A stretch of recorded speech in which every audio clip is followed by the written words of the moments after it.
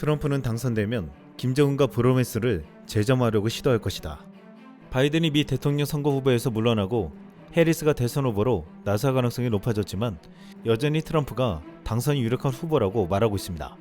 그런데 트럼프가 재집권에 성공하면 김정은과 브로맨스를 다시 시도하면서 김정은이 주한미군 철수를 노리는 술수를 쓸 가능성이 크다는 분석이 나왔습니다.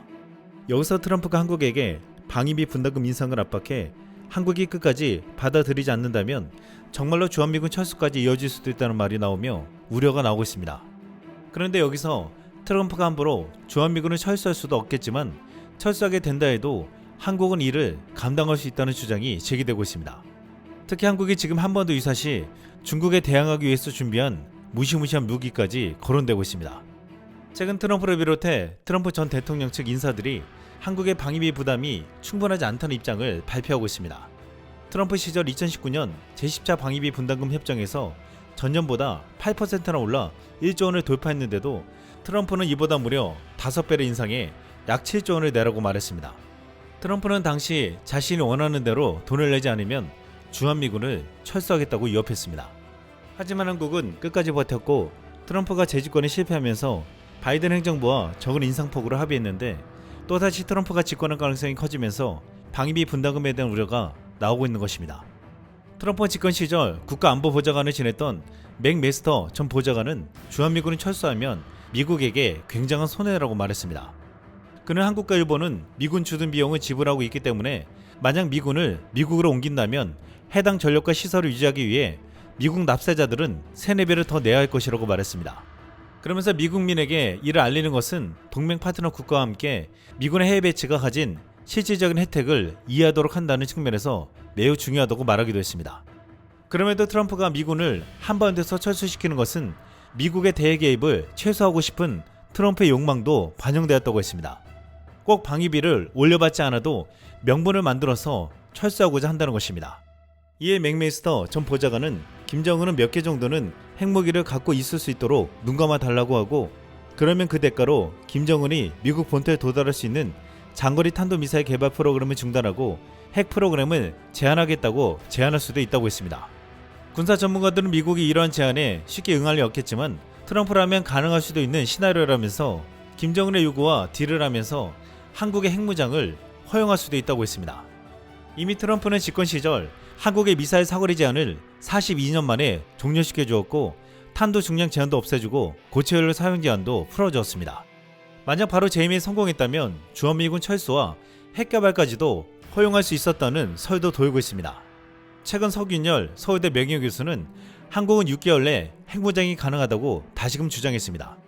그는 히로시마나 나가사키급 TNT 1.5에서 2만 톤급 핵무기는 8주면 개발이 가능하고 위력을 높인 10만 톤급 핵폭탄을 개발한다면 1년가량 시간이 필요하다고 했습니다. 그뿐만 아니라 국내 전문가 대다수가 일단 결심하면 기술적으로 핵무기를 만드는 것은 복잡하지 않다는데 공감한다고 했습니다. 주한미군이 철수하면 핵무기를 가져야 한다고 말하고 있지만 핵무기를 갖는 동시에 그동안 만들어온 한국의 무기는 굉장한 억제력을 가지고 있다고 했습니다. 핵무기를 개발하지 못한 한국은 그 못지않은 위력을 가진 가공할 만한 무기를 개발해왔습니다. 그 중에 최근 거론되는 것이 현무 미사일과 K-221 이중 목적 개량 곡폭탄의 조합입니다. 지금 북한이 한국을 공격하는 것보다 더 준비하고 있는 것이 북한의 정권이 무너지게 된다면 북한 지역으로 내려올 수 있는 중국을 어떻게 막느냐는 것입니다.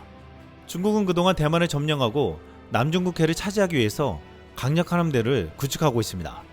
미 해군 함정이 300척 미만인데 중국 해군 함정이 340척이 넘고 앞으로 2년 내 400척까지 늘리겠다고 했습니다. 육지전에서는 한국의 제7 기동구단의 엄청난 화력과 기동력으로 막아낼 수 있다고 했지만 중국의 거대한 함대가 공격해오면 어떻게 하냐는 우려가 있어 왔습니다. 그런데 군사 전문가들은 한국은 이미 중국의 함대가 한반도로 접근할 수 없게 만들어 놓았다고 했습니다. 중국의 다롄 칭다오 해군기지는 물론 서해 동중국해에 있는 중국 함대는 현재 시점 배치되어 있는 사거리 500km 탄도 중량 1톤의 현무2나 사거리 800km 탄도 중량 2.5톤의 현무포 사정권 안에 있습니다. 한국은 탄도미사일 현무 시리즈를 현무1부터 현무8부까지 개발했는데 현재 2000발 이상을 보유하고 있는 것으로 알려지고 있습니다.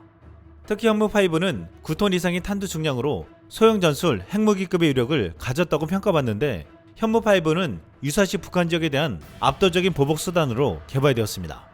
그런데 이 9톤짜리 현무5 미사일에 K-21 이중 목적 개량 고폭탄을 채워 넣으면 중국의 함대는 말 그대로 지옥을 경험하게 될 것이라고 했습니다. K-21은 성형 자격탄이 적용돼 장갑 관통 능력을 가지고 있고 공중에서 폭발하면 지상으로 떨어지는 수백 개의 자탄 하나하나가 70에서 120mm의 두 개의 장갑판을 뚫고 들어갈 수 있습니다.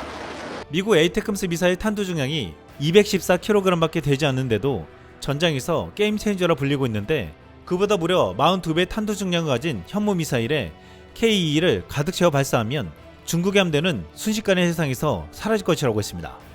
또한 현무3나 현무4에 K-21을 장착해도 충분히 중국의 함대를 무력화시킬 수 있다고 했습니다. 얼마 전 한국 정부는 러시아, 북한을 밀착해 우크라이나에 살상 무기를 전달할 수 있다고 했는데 우크라이나에서 가장 원하는 무기 중 하나가 바로 KT-SSM이었습니다. 이것이 미국의 에이테크스보다 2배 이상의 파괴력을 지녔기 때문이라고 했습니다. 에이테크스에 들어가는 동그란 집속탄인 M74보다 KT-SSM의 K-21 집속탄형이 훨씬 더 파괴적이고 위력적이라고 했습니다. KT-SSM의 포드가 살짝 앞으로 튀어나온 게 충격 신간에서 전간 신간도로 개발되면서 자탄의 탄체가 커졌는데 에이테크스는 체중 유도 때 탄체가 공중에서 회전하며 집속탄을 대강 흩뿌리는 방식이지만 KT-SSM은 빈틈없이 조밀하게 흩뿌리기 때문에 살상 면적 역시 에이테크스의 2배 수준이라고 했습니다. 한국이 만약에 중국의 해상에서 공격해올 경우 대량의 현대 탄도탄을 때려 붓는다면 중국의 현존하는 방공 무기들로는 전혀 막아낼 수 없다고 했습니다. 중국이 대만 침공 시 미국은 주한미군으로 중국의 함대를 막아낸다는 말이 나오는데 지금 중국을 막아낼 수 있는 미국의 가장 강력한 동맹은 한국이라고 했습니다. 한국이 마음만 먹으면 미국을 이기기 위해 중국이 수십 년 동안 공들인 대항함대를 일순간에 초토화시킬 수 있기 때문입니다. 트럼프가 만약 재집권한다면 방위비를 올리고 주한미군 철수를 위협하겠지만 한국은 이에 절대로 응하면 안 된다고 말하고 있습니다. 미국으로서도 중국을 막기 위해서 주한미군은 중요한 역할을 하고 있고 한국은 주한미군이 철수해도 충분히 억제력을 가질 수 있는 능력이 있기 때문입니다. 최근에 국내에서는 트럼프 전 대통령이 재집권할 경우 한국의 방위산업에 대해서 전망하고 분석하고 있습니다. 예상 밖으로 국방비 지출 규모가 확대돼 우리 방산기업에 호재일 것으로 관측되고 있습니다. 바이든 정부의 연평균 국방비 증가율은 3.3%로 높지 않은 수준이지만 국방력 강화를 주장해온 트럼프가 당선되면 눈에 띄게 증가할 것으로 보이고 있습니다. 또한 트럼프는 유럽 국가들이 방위비 분담 비율을 늘리려고 압박할 가능성이 높을 것으로 점쳐지고 있는데 미국과 협력이 약해질수록 한국 무기 의존도가 높아질 수밖에 없고 국내 방산기업의 수출 기회는 확대될 것이라는 게 업계의 예상 시나리오입니다. 트럼프가 유럽이나 아시아를 지켜주는 대가로 터무니없는 돈을 받아내려 하고 스스로 지킬 수 있는 방위비를 높이라고 압박한다면 많은 국가들은 비싸고 오래 걸리는 미국이나 유럽의 무기 대신 한국산 무기에 눈을 돌릴 수밖에 없다고 했습니다. 또한 경제적으로 무역 흑자를 내고 있는 한국의 불리한 조치를 할 수 있겠지만 일부 전문가들은 강력한 중국 견제로 인해 한국 산업이 유리한 환경을 만들어낼 수 있을 것이라고 했습니다. 한 전문가는 경제적으로 중국이 우리의 가장 큰 경쟁자인데 우리 힘만으로는 중국의 추격을 따돌릴 수 없다면서 미국이 무역 전쟁으로 중국에 대한 방어막을 치면 기술력과 가격 경쟁력에서 유리한 한국이 미국 시장에서 장기적으로 우위를 점할 것이라고 했습니다. 트럼프가 집권하면 많은 우려가 나오고 있지만 우리 국민들은 한국은 당당하게 할 말을 하고 실리를 취하기를 바라고 있습니다. 이상 쓸망이었습니다.